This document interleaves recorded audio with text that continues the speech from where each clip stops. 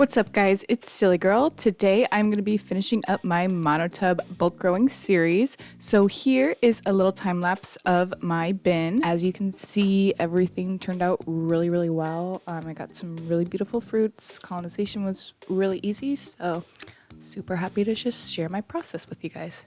So my last video I left off on mixing my spawn and my substrate in my bin, which was late in the day on the 22nd. So after about 5 days, I started misting the sides of the bin. You can kind of see the mycelium kind of shrink down.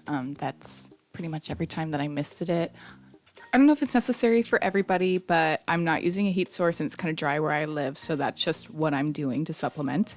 I just did a very light mist, just a couple pumps on each side, nothing crazy. Monday through Friday, I didn't touch them on the weekends.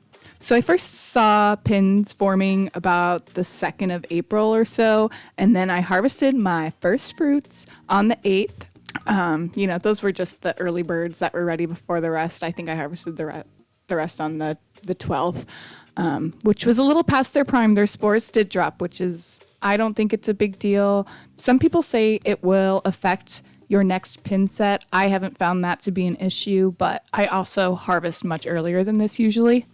I just think that they're a pain to clean up. I don't like a mess, so I harvest a lot earlier. It really depends on the preference when to harvest. People ask that a lot. For me, I like to harvest right around when the veil breaks, so when that thick white piece that kind of holds the stem and the cap together at first, when it makes that bulb shape, and then when that breaks, that's when it forms that mushroom cap familiar shape that we know. That's when I would harvest. So about right here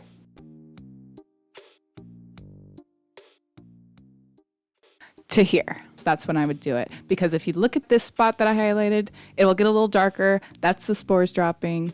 You know, I don't like to deal with it, but it really depends on you. You could always harvest them at a few different points and see what you like. I just like the texture really, and I like the shape of them. I like them to look like mushrooms, but you know, it depends on the person. So to harvest these bad boys, I just do it the classic way. I get a sharp knife, usually like an X-Acto knife or something, and just go in from the side. You kind of want to go at a little bit of a diagonal. You want to get as close to the substrate as possible without actually ripping the substrate. You also don't want to leave too much mushroom tissue, but a little bit is fine. I don't think it's a big deal. It can be hard if your bin's super full, but I think this is the easiest way to do it. I've tried like filling up the bottom with water and dunking it, but I don't think it's worth it. I don't like messes. That's just what I'm saying. So sometimes you pull up the substrate. It's no big deal. Like I said, it can be hard if there's a lot of fruits in there. Life just isn't easy sometimes, but I think that this is the best way for me to do it. I have tried also lifting the substrate up from the liner and pulling it out that way, and I've crumbled my entire tub. Wah, wah, wah. So this is what I do. I play it safe. So that's all I've got. I might do another video. I said this was going to be 3 parts, but I might do another part on drying. So I don't know. Just let me know if you'd be interested. Thanks so much for watching. Make sure to like and subscribe as always.